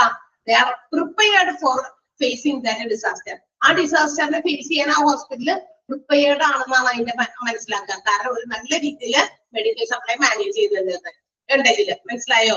അങ്ങനെ ആകുമ്പോഴാണ് ആ മെഡിക്കൽ ഡിസാസ്റ്ററിന് ഒരു റിലീഫ്, അതുകൊണ്ട് ഒരു നമുക്ക് ഒരു നമ്മൾ എടുക്കുന്ന എഫേർട്ടിന് ഒരു ഗുണമുള്ളൂ. മനസ്സിലായോ? എന്നാലാണ് ഒരു റിലീഫ് എഫേർട്ട് ഇഫക്റ്റീവ് ആകുള്ളൂ. അത് ഏറ്റവും ഇമ്പോർട്ടന്റ് ആയിട്ടുള്ള കാര്യമാണ് മെഡിക്കൽ സപ്ലൈ എന്ന് പറയുന്നത്. സോ നമുക്കറിയാം, ഒരു സാധാരണ ഗതിയിലാകുമ്പോൾ അത്രയും മെഡിസിൻസ് ഒക്കെ അവർക്ക് ഉൾപ്പെടുത്താനായിട്ട് പറ്റുള്ളൂ അവരുടെ ഒരു ആ ലെവലിൽ മാത്രം. പക്ഷെ if the number of victims in disaster are huge, എന്ന് വെച്ചാൽ അവരുടെ ആ ഒരു മാഗ്നിറ്റ്യൂഡ് എന്ന് പറഞ്ഞ അളവ്, പേഷ്യൻസിന്റെ അളവ് കൂടുതലാണെങ്കിൽ എന്ത് വേണം? Large quantities of medical supplies നമുക്ക് വളരെ എമർജൻസി ആയിട്ട് ആവശ്യം വരും. So they have to collect it from some other areas. അങ്ങനെയാണെങ്കിൽ എന്ത് ചെയ്തോളാം? തൊട്ടടുത്ത ഹോസ്പിറ്റലുകളിൽ നിന്നോ തൊട്ടടുത്ത മെഡിക്കൽ സ്റ്റോറുകളിൽ നിന്നോ എവിടെ നിന്നാണ് നമുക്കത് കളക്ട് ചെയ്യാൻ പറ്റുക, അതിനുവേണ്ടിയുള്ള അറേഞ്ച്മെന്റും നേരത്തെ ചെയ്തു വെച്ചേക്കാം. അല്ലാതെ ആ ഹോസ്പിറ്റലിൽ മെഡിക്കൽ സപ്ലൈ ഒരു മാക്സിമം ലെവൽ വരെ അവർക്ക് സ്റ്റോർ ചെയ്യാൻ പറ്റുള്ളൂ. ഒരു മാക്സിമം സ്റ്റോക്ക് ലെവലേ അവർക്ക് കീപ്പ് ചെയ്യാൻ പറ്റുള്ളൂ. And if the number of patients is huge, അല്ലെ, അങ്ങനെ പേഷ്യൻസിന്റെ എണ്ണം വളരെ അതിന്റെ ആ മാഗ്നിറ്റ്യൂഡ് കൂടുതലാണെങ്കിൽ they have to seek help from some other place, some other areas. മറ്റു സ്ഥലങ്ങളിൽ നിന്ന് എന്തായാലും അതിന് വേണ്ടിയിട്ടുള്ള സഹായം കണ്ടെത്തി വെച്ചേക്കണം. ഓക്കെ, അത് പറഞ്ഞു വെച്ചേക്കണം. ക്ലിയർ ആണോ? മെഡിക്കൽ സപ്ലൈസ് എന്ന് പറഞ്ഞ ഫസ്റ്റ് പാരഗ്രാഫ്. ഓക്കെ, ഇനി അതിനകത്ത് സെന്റൻസ് അണ്ടർലൈൻ ചെയ്യേണ്ടത് if the magnitude is great, large quantities of medical supplies may be needed urgently with assistance from other areas. മറ്റു സ്ഥലങ്ങളിൽ നിന്നും. ഓക്കെ, ഇനി അതിന്റെ മുന്നത്തെ ഫസ്റ്റ് സെന്റൻസ് കൊണ്ട് medical supply management is a critical part of both overall disaster preparedness and effective relief effort. അടുത്ത sentence underline ചെയ്യാം.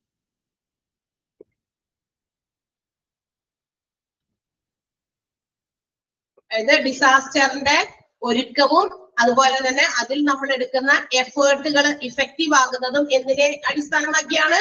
Medical supply മാനേജ്മെന്റിനെ അടിസ്ഥാനമാക്കിയാണ്. ഓക്കെ, സി, പക്ഷേ ഇത്രയ്ക്കാണെങ്കിലും there will be no forethought.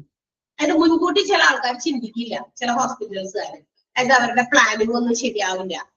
അതായത് പറയുന്നത് lack of forethought in planning. Planning ചെയ്യുന്നതില് എന്താ പറയാ, നല്ല രീതിയിൽ ചിന്തിക്കാതെയും മറ്റുമൊക്കെ പ്ലാൻ ചെയ്ത് എക്സ്പീരിയൻസ് ഒന്നും ഇല്ലാത്ത ആൾക്കാർ, അതായത് ഡിസാസ്റ്റർ എങ്ങനെ മാനേജ് ചെയ്യുന്നു എക്സ്പീരിയൻസ് ഇല്ലാത്ത ആൾക്കാര്, ഇങ്ങനെയൊക്കെ വരുമ്പോ എന്ത് പറ്റും? ദേ ബിക്കം ഹെൽപ്ലെസ്. അതായത് നമ്മുടെ ഹെൽത്ത് അതോറിറ്റീസിന്റെ ഇടയിൽ ഈ പറയുന്ന ആളുകളൊക്കെ അല്ലെങ്കിൽ കാര്യങ്ങളൊക്കെ നമുക്ക് വളരെ സഹായത്തോടെ നോക്കിക്കാനേ പറ്റുള്ളൂ.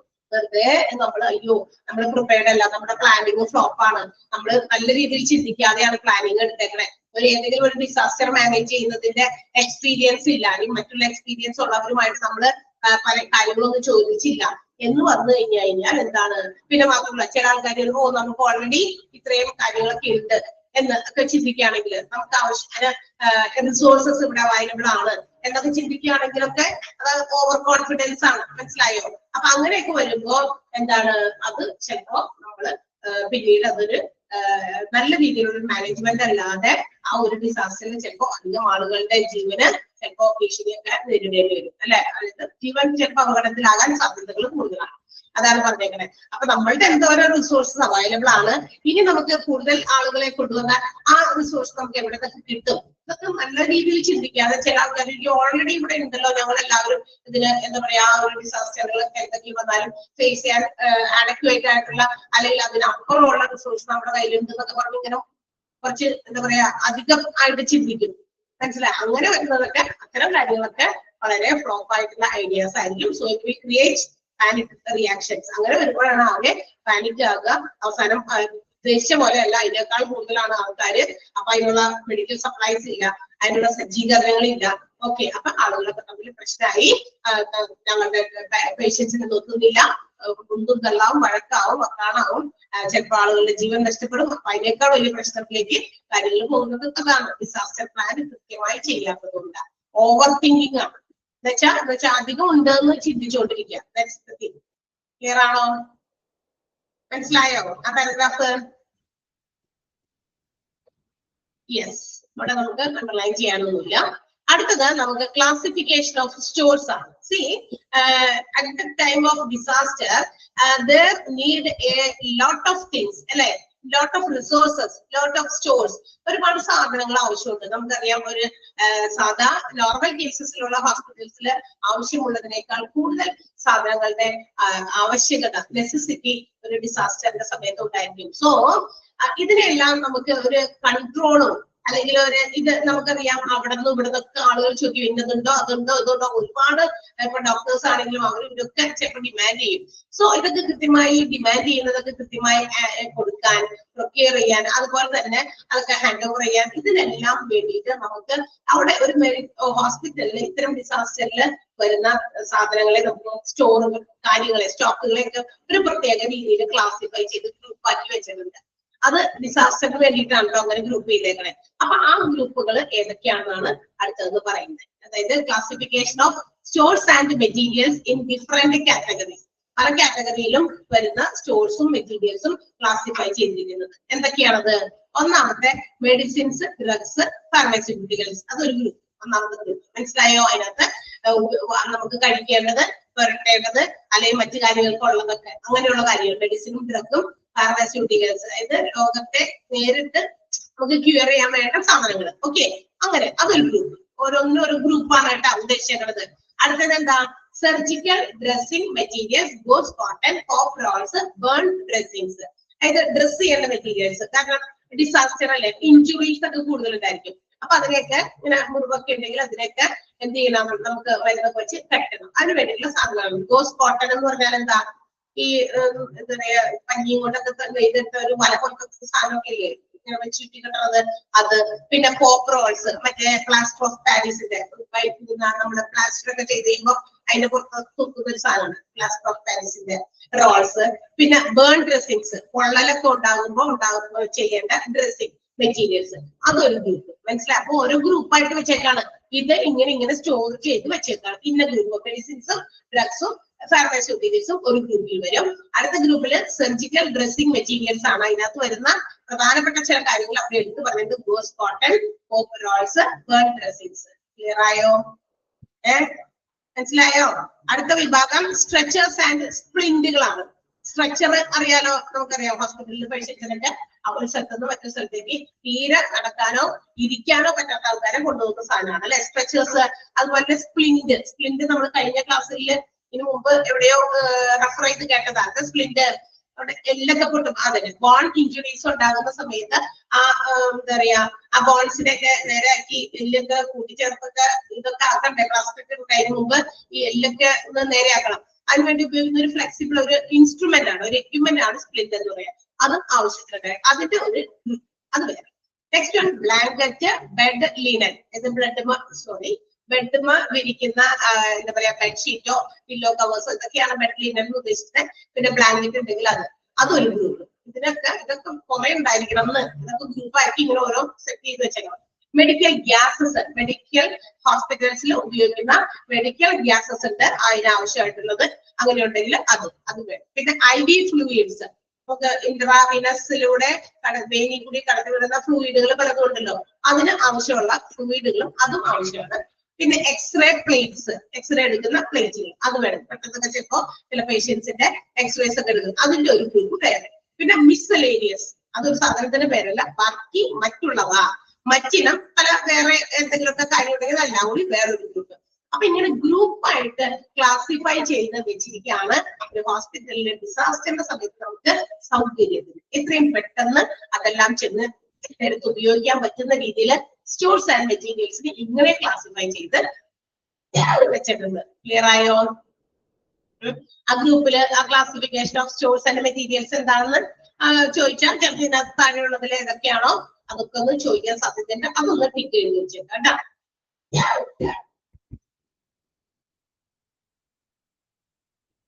സ്റ്റോർസ് ക്ലാസിഫൈ ചെയ്തിരിക്കുന്ന ഗ്രൂപ്പുകൾ മനസ്സിലായി നമുക്കൊന്ന് വായിക്കാം.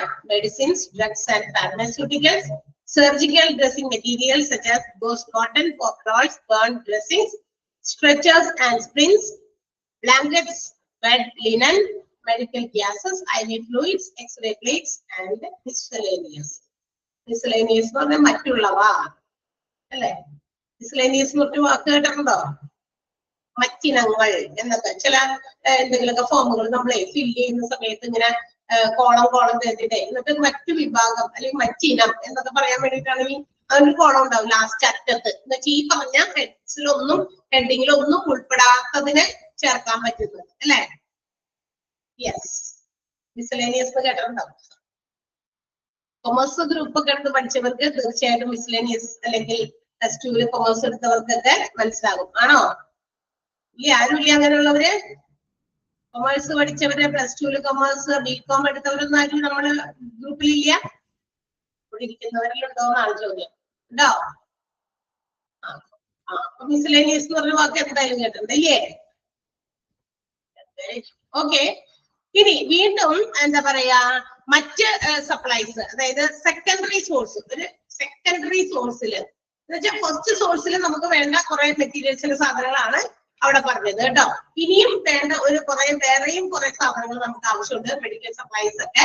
അത് മാറ്റി വെക്കുമ്പോൾ അതായത് പെട്ടെന്ന് നമുക്ക് മനസ്സിലാക്കി അതും ഇയർമാർക്ക് ചെയ്യാൻ നീക്കി വെക്കുക എന്നാണ്. അതിന് വേണ്ടിയുള്ള വേറൊരു ഗ്രൂപ്പുകളും അടുത്തതായിട്ട് പറയുന്നുണ്ട്. ചിലപ്പോൾ ഇതുകൂടി നമുക്ക് ആവശ്യം ഉണ്ടായിരിക്കും ഈ പറയുന്ന കാഷ്വാലിറ്റീസിനെയൊക്കെ നമുക്ക്.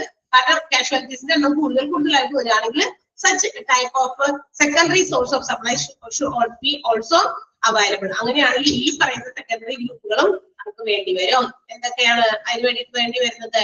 ട്രീറ്റ്മെന്റ് ഓഫ് ബേൺസ്, അതായത് പൊള്ളലൊക്കെ വന്നിട്ടുള്ള അതിന് വേണ്ടിയിട്ടുള്ള ട്രീറ്റ്മെന്റിന് വേണ്ടിയ കാര്യങ്ങൾ. ഇൻട്രാവീനസ് ഫ്ലൂയിഡ്സ്, പിന്നെ വോളിയം എക്സ്പാൻഡേഴ്സ് എന്ന് വെച്ചാൽ ഇങ്ങനെ വികസിപ്പിക്കാനൊക്കെ വേണ്ടി വരുന്ന ചില എന്താ പറയാ സർജറീസ് ഒക്കെ നടത്തുമ്പോൾ ചിലപ്പോൾ അതൊന്ന് വികസിപ്പിച്ചിട്ട് പ്രത്യേക ആ ഒരു വ്യാപ്തം കൂട്ടിയിട്ടൊക്കെ അവർക്ക് ചില ഓപ്പറേഷൻസ് ഒക്കെ ചെയ്യാൻ വേണ്ടിയിട്ട് അതിന് വേണ്ടിയിട്ടുള്ള ഉപകരണങ്ങളൊക്കെ ഉണ്ട്. പിന്നെ അനാൽജസ്റ്റിക്സ് ആൻഡ് ഹിപ്നോട്ടിക്സ്, അതിന് വേണ്ടിയിട്ടുള്ള സാധനങ്ങള്.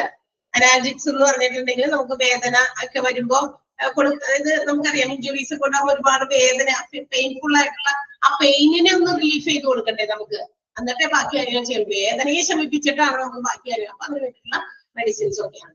പിന്നെ ഹിപ്നോട്ടിക്സ് എന്നൊക്കെ പറഞ്ഞാൽ അതിന് വേണ്ടിയിട്ടുള്ള സജ്ജീകരണങ്ങൾ. മെഡിക്കൽ ഗ്യാസുകൾ നമ്മൾ നേരത്തെ പറഞ്ഞതിനകത്ത് ഉണ്ടായിരുന്നു, അതിനകത്ത് ഓക്സിജൻ ഉൾപ്പെടെയുള്ള മെഡിക്കൽ ഗ്യാസസ്.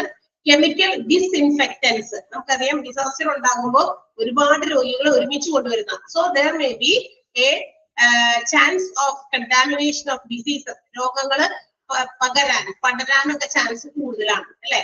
ഒരാളിൽ എന്തെങ്കിലുമൊക്കെ രോഗം ഉണ്ടായിരുന്നു, ഡിസാസ്റ്ററിന്റെ കൂടെ ഈ ഇങ്ങനെയുള്ള രോഗം കൂടി ആയിട്ട് വന്നിരിക്കുന്ന ആൾക്കാരാണെങ്കിൽ അതൊക്കെ മറ്റുള്ളവരിലേക്ക് പടരാൻ സാധ്യതയുണ്ട്. അപ്പൊ അതിനെയൊക്കെ ഡിസ്ഇൻഫെക്ട് ചെയ്യാൻ, അത്തരം എന്താ പറയാ ഇതിനെയൊക്കെ നമുക്ക് എന്താ പറയാ കെമിക്കൽ ഡിസിൻഫെക്ടൻസ് ഉപയോഗിച്ച് അണുനാശിനി അണുവൃത്തിയൊക്കെ നടത്തി ഒക്കെ എപ്പോഴും സൂക്ഷിക്കാൻ വേണ്ടിയിട്ടാണ് അങ്ങനെയൊക്കെ. പിന്നെ ഡ്രസ്സിംഗ് മെറ്റീരിയൽസ്, പിന്നെ പ്ലാസ്റ്റർ മെറ്റീരിയൽസ്, പ്ലാസ്റ്റർ ചെയ്യാൻ വേണ്ടിയിട്ടുള്ള സാധനങ്ങൾ, നേരത്തെ പറഞ്ഞ ഗ്രൂപ്പിലുണ്ടായിരുന്ന സ്പ്ലിന്റുകൾ. സെക്കൻഡറി സോഴ്സ് ആയിട്ട് ഇതും കൂടുതലായിട്ട് വേണ്ടിവരും. കൂടുതൽ കാഷ്വാലിറ്റീസ് വരാനില്ല. അപ്പൊ ഇതൊരു മറ്റ് എന്താ പറയാ സെക്കൻഡറി സോഴ്സ് ഓഫ് സപ്ലൈസ് ആണ് കേട്ടോ. ആ ഹെഡിങ് ഒന്ന് അണ്ടർലൈൻ ചെയ്യാൻ, എന്നിട്ട് ആ പോയിന്റുകൾ 8 എണ്ണം നമ്പർ ഇട്ടൊന്ന് ടിക്ക് ചെയ്ത് വരിക. Secondary source of supplies, secondary സോഴ്സിൽ വരുന്നതാണ് ഇത്. മറ്റേത് ക്ലാസിഫിക്കേഷൻ ഓഫ് ഗ്രൂപ്പ്സ് ആണ്.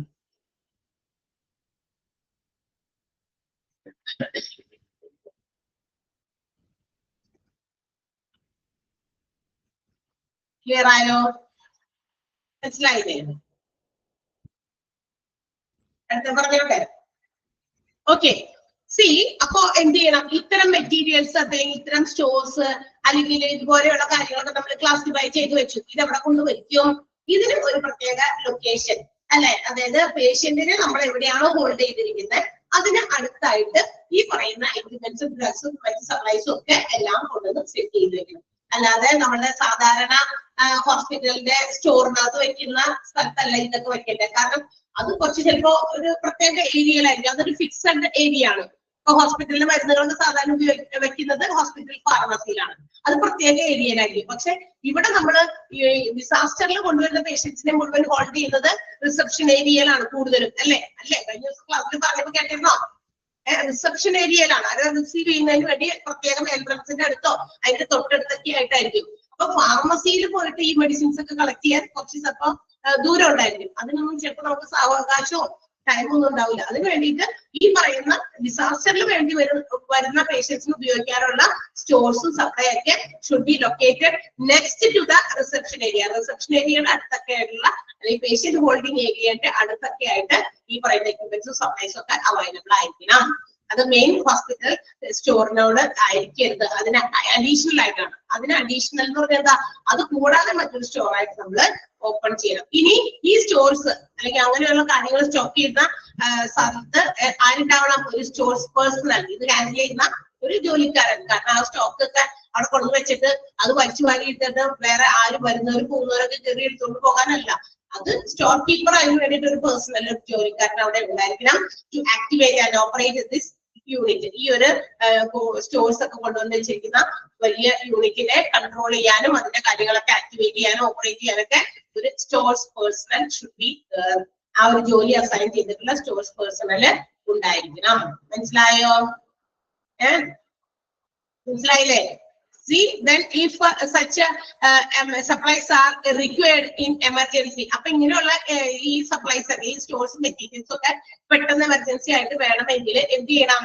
അതൊക്കെ ഇങ്ങനെ പൂട്ടിയൊക്കെ വെച്ചിരിക്കുക, അത് അൺലോക്ക് ചെയ്ത്, അതായത് പെട്ടെന്ന് അത് അൺലോക്ക് ചെയ്ത് ആ ഒരു ക്രിട്ടിക്കൽ സ്റ്റോർ റൂം എന്താ പറയാ തുറന്ന് അതിൽ നിന്ന് സാധനങ്ങളൊക്കെ എടുക്കാൻ പറ്റിയ ഒരു സ്റ്റോർ ഹോൾഡറാണ് അത് മെയിൻറ്റെയിൻ ചെയ്യേണ്ടത്. എന്ന് വെച്ചിട്ടുണ്ടെങ്കിൽ എപ്പോഴും കൂട്ടി താക്കോലും പിടിച്ച് ആള് എവിടെയെങ്കിലും നടക്കാൻ പറ്റില്ല. അപ്പൊ ഈ പറയുന്ന മെറ്റീരിയൽസ് ഇവിടെ ഇരിക്കുകയാണ്. ഇത്തരം പേഷ്യൻസിന് കൊടുക്കാൻ മരുന്നുകളും മറ്റു കാര്യങ്ങളൊക്കെ ഇല്ലാതിരിക്കുകയാണെങ്കിൽ അത് അൺലോക്ക് ചെയ്ത് അത് എടുത്ത് അത് വേണ്ടവർക്ക് ആരാണോ ഏത് ഡോക്ടേഴ്സോ ആരാണോ ചെയ്യുന്നത് അവർക്ക് വേണ്ടിയിട്ട് അതൊക്കെ അതിന് വേണ്ടിയിട്ട് ഒരു സ്റ്റോർ ഹോൾഡറിൽ നമ്മൾ എപ്പോഴും പ്രീ ഡിറ്റർമിൻ ചെയ്ത് വെച്ചേക്കണം. ആ നേരത്തെ അല്ല പോയി വിളിക്കുന്നത്, പറ്റുമോ ഒന്ന് നിൽക്കോ അങ്ങനെ ചോദിക്കാൻ പാടില്ല. അത് നേരത്തെ കൂട്ടി തീരുമാനിച്ചു വെച്ച് ഒരാൾക്കാർ റെസ്പോൺസിബിലിറ്റി ഏൽപ്പിച്ചു ചെയ്യണം. And also a separate key should be provided. അതിനൊരു എമർജൻസി കീ ഒരു സെപ്പറേറ്റ് ഒരെണ്ണം കൊടുത്തിരിക്കണം ആ ഒരു ഡിപ്പാർട്ട്മെന്റ് ഹാൻഡിൽ ചെയ്യുന്ന ആൾക്ക്. ഓക്കെ, അപ്പൊ നമുക്ക് എന്ത് ചെയ്യാം? മരുന്നുകൾ ആള് വന്ന് അത് പുറത്ത് വേഗം എടുത്ത് അത് പ്രൊവൈഡ് ചെയ്യാൻ പറ്റും.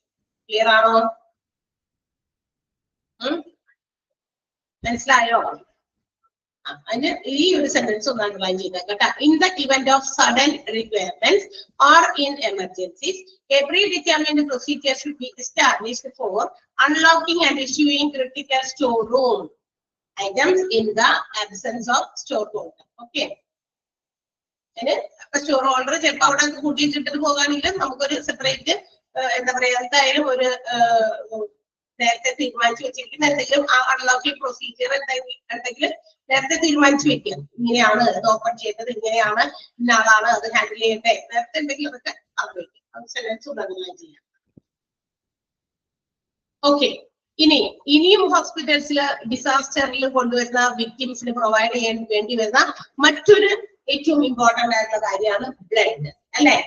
ബ്ലഡ് വേണ്ടി വരും, അല്ലെ? കുറെ ഭയങ്കരമായിട്ട് വലിയ ഇഞ്ചുറീസ് ഒക്കെ ഉള്ള പേഷ്യൻസും ഇതിനകത്തുണ്ടാകും. നമ്മൾ പറഞ്ഞല്ലോ ഇത്ര പെർസെന്റേജ് വരെ രോഗം വന്നവരുണ്ട്, അതിനേക്കാൾ താഴെ പെർസെന്റേജ് വരെ ഇഞ്ചുറീസ് ഉണ്ടാകുന്നവരുണ്ട്. ഏറ്റവും കുഴപ്പമില്ലാത്ത രീതിയിൽ ഒരു വല്ല എന്തെങ്കിലും ഒരു എന്താ പറയാ ഫസ്റ്റ് എയ്ഡ് മാത്രം പ്രൊവൈഡ് ചെയ്യുന്ന രീതിയിലുള്ള രോഗങ്ങളുള്ളവരും ഉണ്ടാകുമായിരിക്കും. അപ്പൊ വലിയ ഇഞ്ചുറീസ് ഒക്കെ ആണെങ്കിൽ വലിയ bleeding, internal and external bleeding ഒക്കെ ഉണ്ടാകും.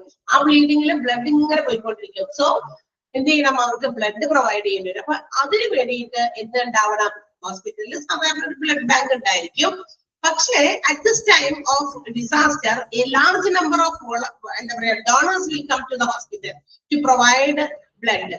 ഒരുപാട് ആൾക്കാർ, കാരണം ഒരുപാട് ആളുകൾക്ക് ഇങ്ങനെ വന്നെന്ന് പറയുമ്പോൾ വേഗം തന്നെ ഒരു ഇൻഫർമേഷൻ ഏതെങ്കിലും ഗ്രൂപ്പിൽ പാസ് ചെയ്യുമ്പോൾ ഒരുപാട് ആൾക്കാർ ആ ഒരു ഗ്രൂപ്പുമായി ബന്ധപ്പെട്ട്, ഇപ്പൊ ഓരോ ഗ്രൂപ്പ് ഉണ്ടല്ലോ ബ്ലഡിന്, ആ ഗ്രൂപ്പുകളിൽപ്പെട്ട ആൾക്കാർ ഒരുപാട് പേര് വരും, തള്ളിക്കയറി എന്തിനാ ബ്ലഡ് ഡൊണേറ്റ് ചെയ്യാൻ വരും. അപ്പൊ അതിനൊക്കെ കൺട്രോൾ ചെയ്യാനുള്ള വോളണ്ടിയേഴ്സ്, എന്താ പറയാ അങ്ങനെയുള്ള ആൾക്കാരെയൊക്കെ കൺട്രോൾ ചെയ്യാനായിട്ടുള്ള കാര്യങ്ങൾ അവർ ചെയ്യണം. അപ്പൊ വോളണ്ടിയർ ഡോണേഴ്സ് ഒരുപാട് വരും. സ്വമേധയാണ് ആരും തല്ലിയേൽപ്പിച്ചിട്ടൊന്നുമല്ല, ഞാൻ കൊടുക്കാം ബ്ലഡ്. കാരണം ഇതൊരു ക്രിട്ടിക്കൽ സിറ്റുവേഷൻ ആണ്. ഇത് നാളെ നമ്മുടെ നാട്ടിലും വരാം. അപ്പൊ എനിക്കാകാം, അടുത്ത ഇര ഞാനാകാം. അങ്ങനെയൊക്കെ ചിന്തിച്ച് ഒരുപാട് പേര് സ്വയം അതിന് തയ്യാറായിട്ട് വരുന്നു. അങ്ങനെ വരുമ്പോ ആ ഒരു ബ്ലഡ് ഡൊണേറ്റ് ചെയ്യാനായിട്ട് ഹോസ്പിറ്റൽസിലേക്ക് വരുമ്പോ എന്ത് തരണം? നേരത്തെ ചിന്തിച്ചു വെക്കണം. ഈ ബ്ലഡൊക്കെ എങ്ങനെ നമ്മൾ അവരിൽ നിന്നും എടുക്കുമെന്നും and how can be storing, ഇതൊക്കെ എന്ത് ചെയ്യാം? വേറെ പാത്രത്തിലൊന്നും അല്ലല്ലോ വെച്ച് വെക്കണേ. അപ്പൊ അതൊക്കെ കൃത്യമായിട്ട് എങ്ങനെ സ്റ്റോർ ചെയ്യാം? ഇങ്ങനെ ഒരുപാട് വൻതോതിലുള്ള ബ്ലഡ് വന്നാൽ അതിന്റെ ബ്ലഡ് എന്താ പറയാ എടുക്കാനും അവരെ റിസീവ് ചെയ്യാൻ, ആരൊക്കെയാണോ ബ്ലഡ് ഡൊണേറ്റ് ചെയ്യാൻ വരുന്നത് അവരെ റിസീവ് ചെയ്യണം, അവരുടെ ബ്ലഡ് കളക്ട് ചെയ്യണം, അത് എങ്ങനെ സ്റ്റോർ ചെയ്യണം, ഇതിനുള്ള കാര്യങ്ങളൊക്കെ ചിന്തിച്ച് ഉണ്ടാക്കി വെച്ചേക്കണം. ബ്ലഡ് ബാങ്ക് എന്ന് പറയുന്ന ഡിപ്പാർട്ട്മെന്റ് സെപ്പറേറ്റ് നമുക്ക് ചിലപ്പോ കൂടുതൽ കാര്യങ്ങൾ കൊണ്ടുവരേണ്ട ബ്ലഡുകളൊക്കെ സ്റ്റോർ ചെയ്യേണ്ടി വരും. അപ്പൊ അതിനുള്ള ഒരു കാര്യങ്ങളും ചെയ്തു വെക്കണം ഡിസാസ്റ്ററിന്റെ പ്ലാനില്. ക്ലിയർ ആയോ? മനസ്സിലായോ? ഓക്കെ. അപ്പൊ ആ ഒരു 2 സെന്റൻസ് ഉള്ളൂ, അത് രണ്ടും ഒന്ന് അണ്ടർലൈൻ ചെയ്തിട്ട് കേട്ടോ.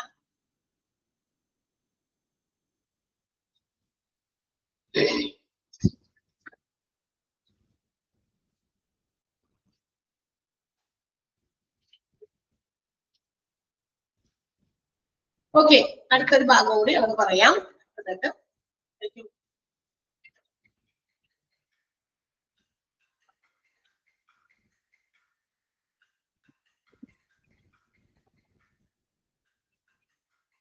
സെക്കൻഡ് ഒന്ന് വായിക്കാമോ? അത് ബ്ലഡ് ബാങ്കിന്റെ അതോ ഒരു സെക്കൻഡ് ജസ്റ്റ്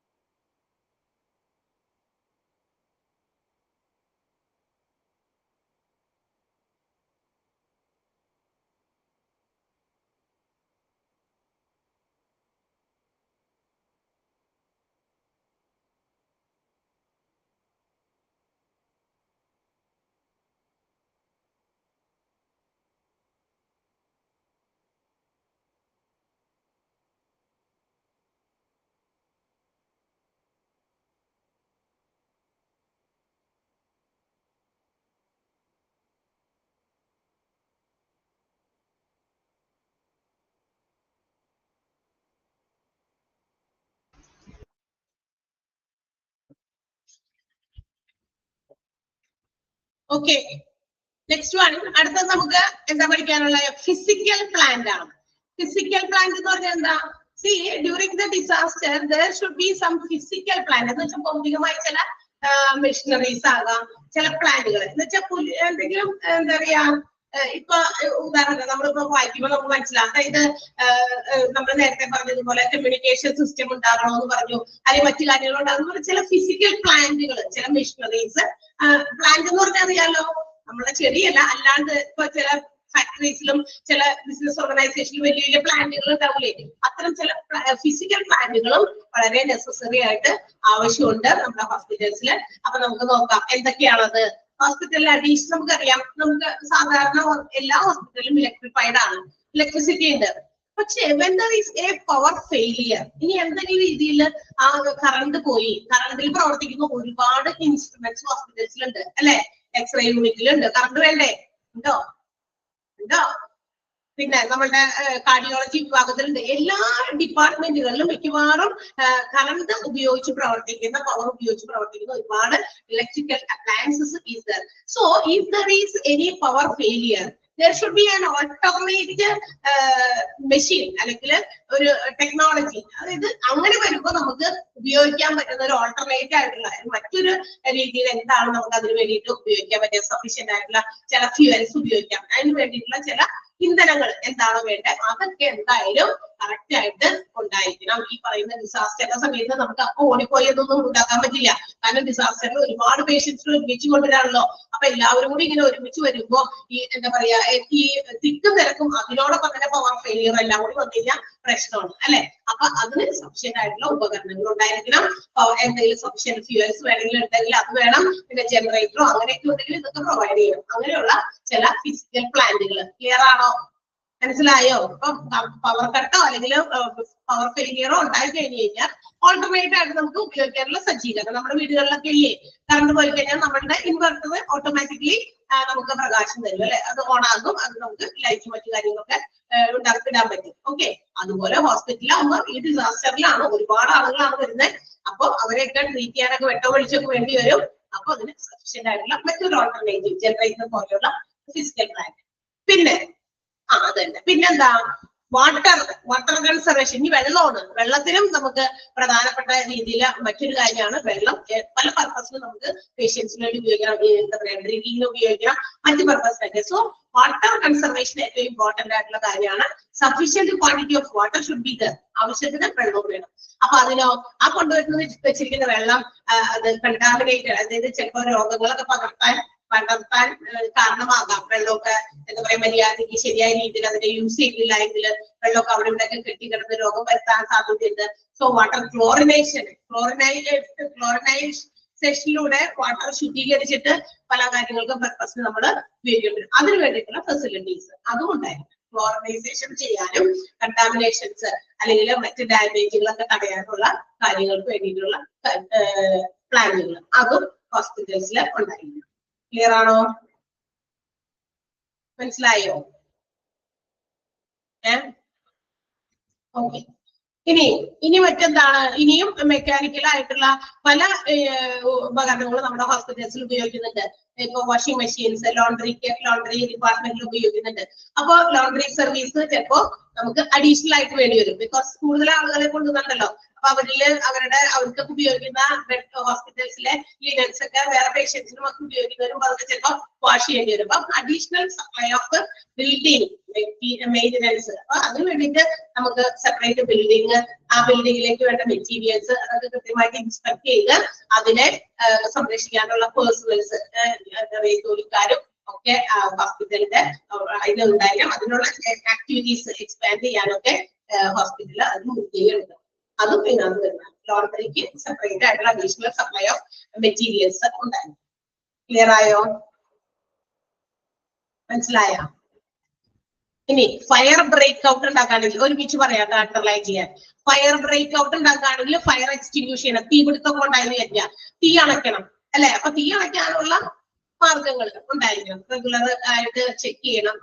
തീപിടുത്തം ഉണ്ടാകാവുന്ന രീതിയിൽ വയറൊക്കെ ഇങ്ങനെ കൂട്ടിമുട്ടി കിടക്കോ, വയർ ഷോർട്ട് ആകാനുള്ള സാധ്യതകളൊക്കെ ഉണ്ടോ, ഇതൊക്കെ നോക്കി എപ്പോഴും മെയിൻ്റെനൻസ് ഉറപ്പാക്കണം. ഓക്കെ. ഇനി അതിന് മാത്രമല്ല ഫയർ ഫൈറ്റിംഗ് ഡ്രിൽസ്. ഫയറിനെ ഫൈറ്റ് ചെയ്യാനുള്ള കാര്യങ്ങളും ഹോസ്പിറ്റൽസിൽ ഫയർ ഫൈറ്റിംഗ് ഡ്രിൽസും എസ്റ്റാബ്ലിഷ് ചെയ്തിരിക്കും. അതൊക്കെ ഇവരുടെ പ്ലാനിൽ ഇവർ ഉണ്ടാക്കിയിരിക്കണം, നിർബന്ധമാണ്. ഓക്കെ, ഒന്ന് അണ്ടർലൈൻ ചെയ്യാമോ? അത്രയും വരെ ഒന്ന് അണ്ടർലൈൻ ചെയ്യാം. ഒന്നാമത്തെ സെന്റൻസ്, ഫിസിക്കൽ പ്ലാന്റിന്റെ ഒന്നാമത്തെ സെന്റൻസ് അണ്ടർലൈൻ ചെയ്യണം. 3 സെന്റൻസ് അണ്ടർലൈൻ ചെയ്യണം കേട്ടോ. ആ ഒരു പാരഗ്രാഫ് അങ്ങനെ തന്നെ. ഓക്കെ, അടുത്ത പാരഗ്രാഫില് an independent hospital source of water ആണ് അണ്ടർലൈൻ ചെയ്യേണ്ടത്. Independent hospital source of water, ആ സെന്റൻസ് അണ്ടർലൈൻ ചെയ്യണം.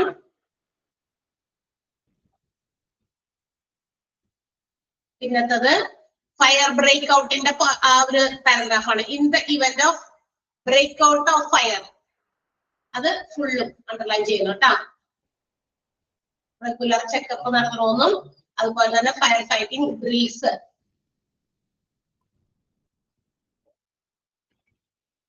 അത്ര വരെ ഒന്ന് അണ്ടർലൈൻ ചെയ്തേ.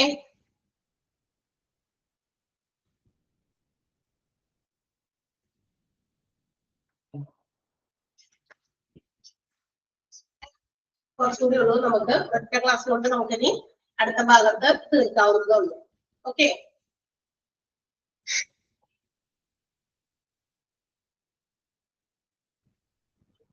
സിമ്പിൾ ആണ് കേട്ടോ ഇനി പറയാനുള്ളതൊക്കെ. എമർജൻസി ആയിട്ട് മോർച്ചറി ക്രിയേറ്റ് ചെയ്യണം, ട്രാഫിക് കൺട്രോൾ ചെയ്യാനുള്ള കാര്യങ്ങള്, വോളണ്ടിയർമാര്, പിന്നെ PR പബ്ലിക് റിലേഷൻസ്, ഹോസ്പിറ്റലിലെ ഇത്തരം ഡിസാസ്റ്റർ ഉണ്ടാകുമ്പോൾ ആരൊക്കെ നമുക്ക് കണക്ട് ചെയ്യാൻ പറ്റുന്ന പബ്ലിക് റിലേഷൻസ്, അത്രേ ഉള്ളൂ. ഓക്കെ, അപ്പൊ അടുത്തത് നമുക്ക് അടുത്ത ക്ലാസ്സിൽ എടുക്കാം. അടുത്തടുത്തോളം വരെ നിങ്ങളൊന്ന് വായിച്ചൊക്കെ നോക്കിയിട്ട് വരാം. ഓക്കെ, ഫസ്റ്റ് പാരഗ്രാഫ് അണ്ടർലൈൻ ചെയ്യേണ്ടത് ഈ ഫിസിക്കൽ പ്ലാന്റിന്റെ ആണോ? ഫിസിക്കൽ പ്ലാന്റിന്റെ ആണോ മോനെ പറഞ്ഞത് ചോദിച്ചത്? ഫിസിക്കൽ പ്ലാന്റിന്റെ ഫുൾ അത് മുഴുവൻ അണ്ടർലൈൻ ചെയ്യാൻ പറഞ്ഞു. ഫസ്റ്റ് പാരഗ്രാഫ് ഫുള്ളും കേട്ടോ. ഓക്കെ, സി യു, അടുത്ത ദിവസം കാണാം. ബൈ.